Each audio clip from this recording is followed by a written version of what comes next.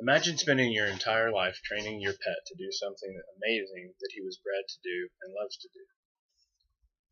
Whether the activity was a pastime of your grandparents and parents who passed the knowledge of training down to you, or you had to develop this passion on your own,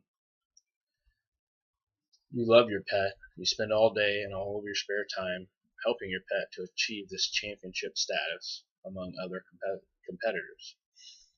You quit your job and start training your pet full time for a life that you both enjoy.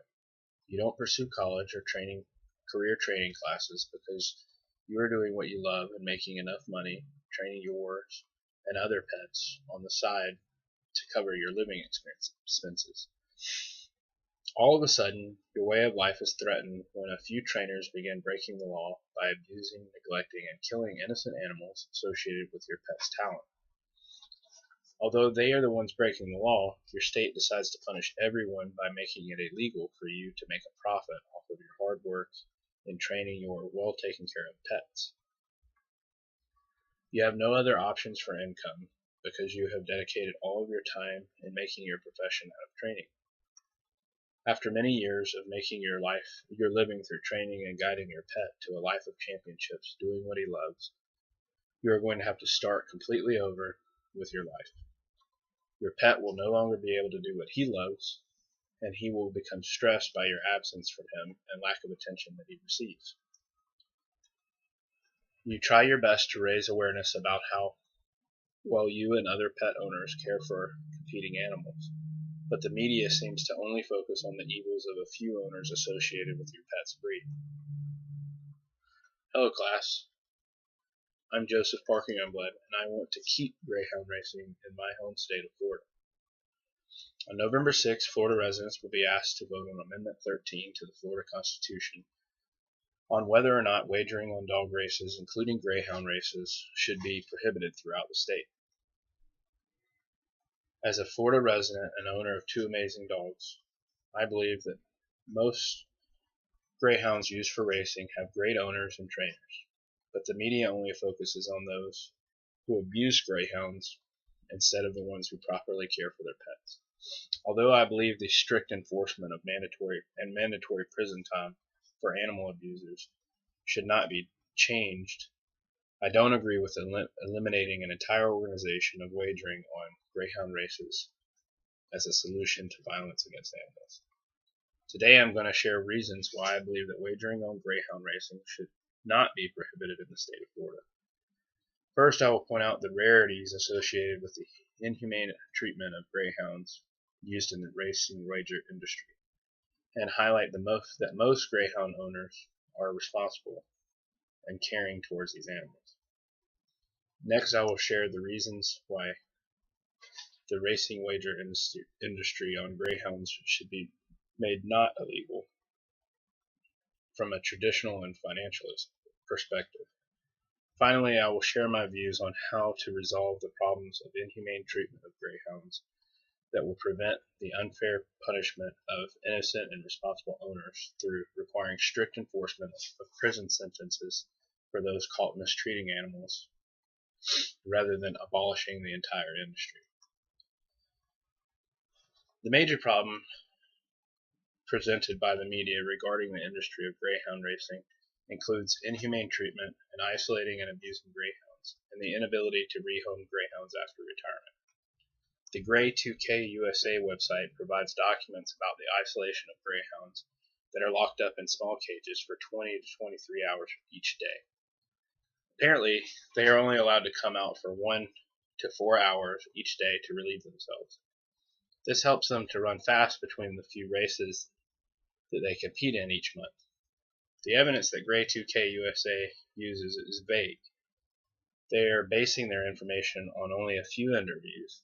In addition, one trainer interviewed claimed that his greyhounds are outside for at least 7 hours per day, and Grey 2K covered his story with claims that his statements were not credible since he had been investigated for animal abuse and fined for positive drug testing on greyhounds. Although Grey 2K USA provides this information in what they call documents, along with pictures and videos of greyhounds in kennels, there are no documents that prove the majority of the greyhounds are kept in kennels for 23 hours a day. After viewing the proof of isolation of greyhounds, I was left wondering how greyhounds that are used for wagering and racing train if they are not let outside to train.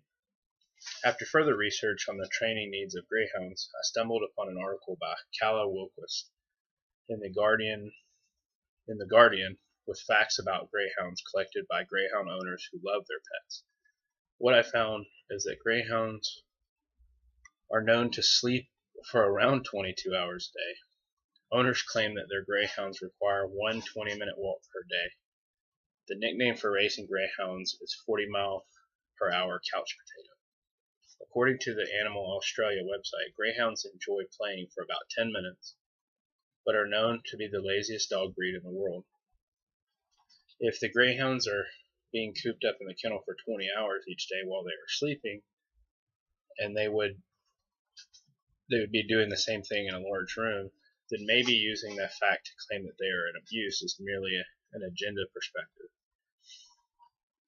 Now, I'm not saying that I agree with greyhounds being locked in a kennel for the entire day, but if they are sleeping the whole time instead of trying to get out, then it paints a different picture than what Gray 2K was trying to say.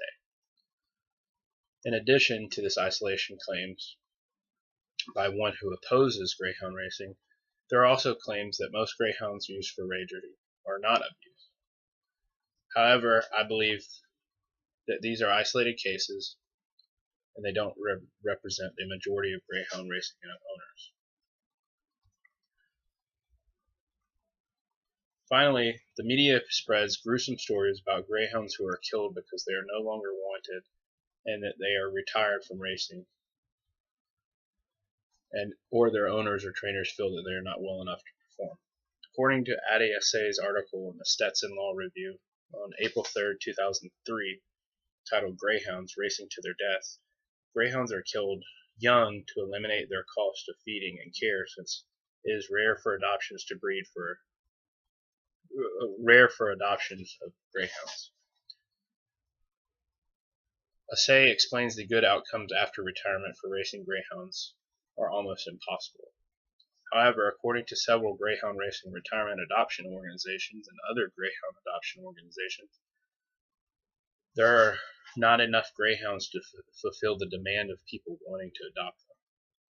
Whether there is a problem with people not knowing where to find them, or owners looking to adopt them out don't know that greyhounds are a desirable pet breed, or the instances of negative outcomes for greyhounds are exaggerated to fulfill an agenda, there are families out there looking for retired racing and other greyhounds, so there is no need to kill a supposedly unwanted dog. Wagering on greyhound races in America is a tradition that brings revenue to the state of Florida for track facilities, gambling, and job attendants, veterinarians, trainers, breeders, and dog owners. Wagering on dog races has a long history in the United States, and there are not many states where you can attend a wagering race left. According to the Dog Time website, according to Dog Time website, greyhounds have captivated the love and attention of humans, recording back to ancient times with famous people throughout history loving the breed, including Cleopatra, Queen Elizabeth I, and General Custer. The first official race using greyhounds took place in 1886. The National Coursing Association of the United States was founded in 1906.